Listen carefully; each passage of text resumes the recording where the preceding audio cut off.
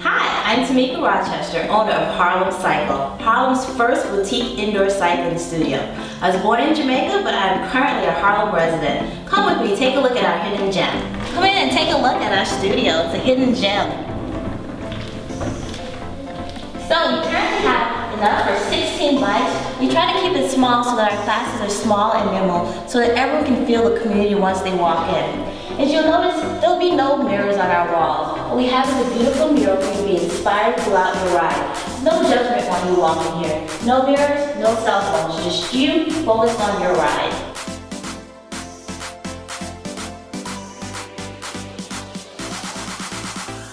What was the last 9 to 5 job that you had? Well, I'm currently still working my 9 to 5 where I work as a brand manager for a Fortune 500 company.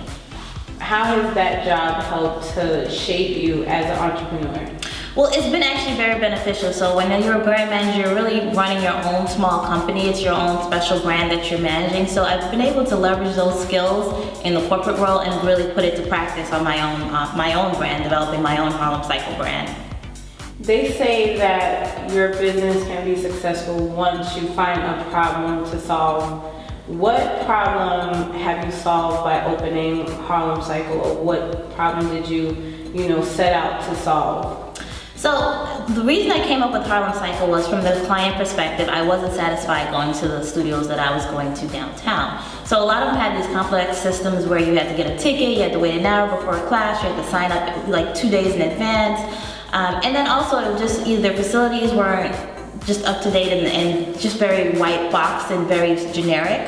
So the problem I was really trying to solve was trying to find a place that made me feel comfortable being whatever state of my fitness journey I was on, but then also catering to my lifestyle, being on the go. I'm a single mom. I don't have 2 hours to get to a gym just to wait around so I can get a spot in a class. So I was solving the problem with Harlem Cycle of making it convenient and also involving community. So, having everyone feel like this is a small community where we get to know each other, the instructors know about you, and they care about your journey along the way, whatever that may be for you.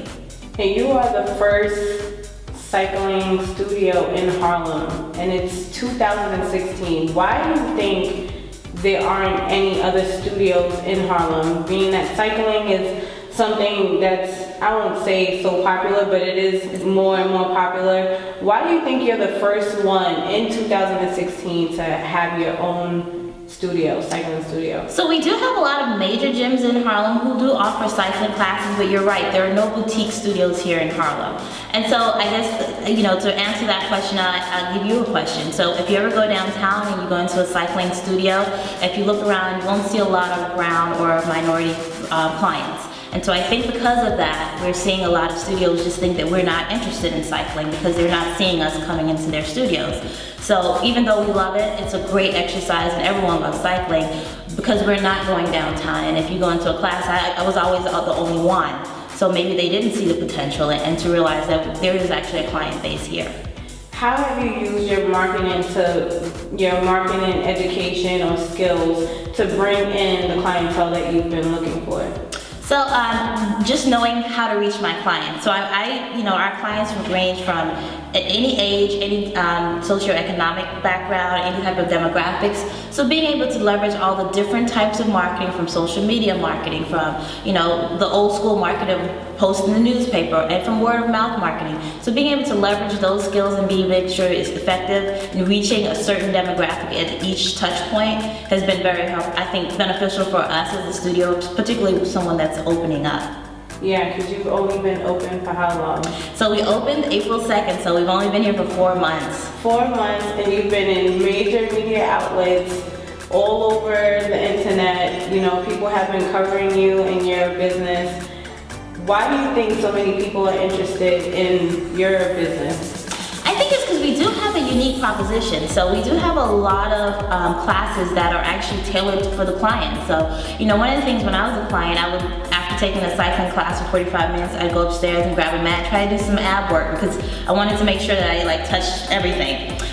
So now we designed our classes where we do that, where we have a 45-minute and a 15-minute app portion of the class. So we have a total body class where we do 30 minutes on the bike and 30 minutes here, and no one else is doing that. We've also embraced the community. We've looked around and see what are here. So we have Soulful Sunday classes where we play gospel and soul music throughout the class. We have Reggae Rundown where we're playing reggae and calypso music. So really embracing the community and what's here, what the clients want, and then realizing that everyone loves that kind of music. So I think that's really what's made us unique and standing out, and particularly what's giving us the attention, because we've really, we've brought Harlem inside, so combining fitness plus culture. And another question I had was, you started the idea, you said, in September, right? Yeah. And then October, here it comes to life. And I'm pretty sure in that period of time, people, had their opinions, told you why you shouldn't do it, how you can't do it, why it's not going to work. How did you manage to stay true to yourself, true to your vision, while developing your business? So it was very difficult. You would not believe, everyone has an opinion. People who've never even touched a bike, who've never cycled, who've never gone to a fitness studio have an opinion, and they want to share it no matter what.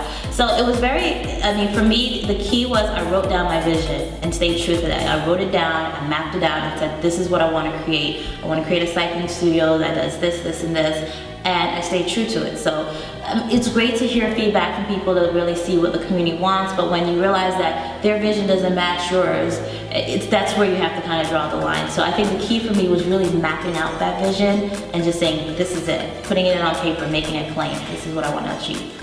You mentioned that you are a single mom. How has balancing mom life, work life, life been as being an entrepreneur and starting this new company? So I think there's no such thing as a balanced life. You do one thing great one day and you may be slipping on the next thing the other day. If you look at the front desk, my son is usually here with me, and I think it's great for him to see mommy working, because he when he goes to the store and say, well, mommy has to go to work, so he understands why we're doing certain things and why we're coming to the studio. So it was very important for me to make sure he was a part of it, to see mommy works, and this is what we do, this is how you're getting those toys. So it's not really a balance. I'm just trying to keep all the balls in the air at the same time. Are there any specific tools that you use in order to try to maintain a balance that maybe you can share? I don't know if there's any specific tools. I constantly, if you look at my phone, there's 20 reminders going off from my Gmail calendar. If I don't put it on my calendar, it may not happen because there's just 10,000 other things that are running through my mind. So I always put everything on a calendar. Even if it's just a reminder to do something, it's on the calendar. That's my one thing, is that everything has to be written down for me.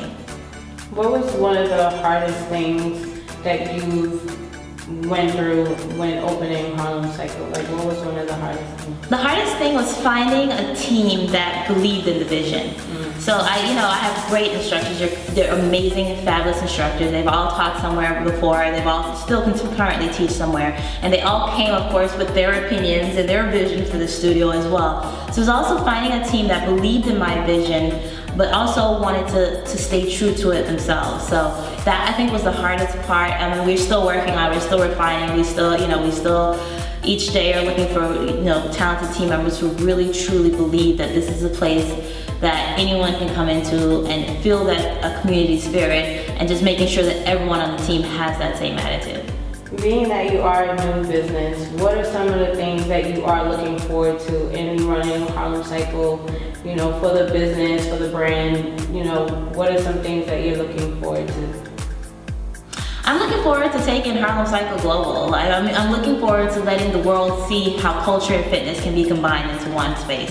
I'm looking forward to letting the world know that you don't have to be intimidated in a fitness studio, that you can come in and feel comfortable, and you can experience a beautiful mural on the wall, and you can breathe and relax and still leave with amazing workout. So I'm looking forward to taking that around the world. If you have any advice for any entrepreneur out there who wants to maybe open their own studio, or do anything on their own, be their own boss, what type of advice would you give them? I would say stay true to your vision.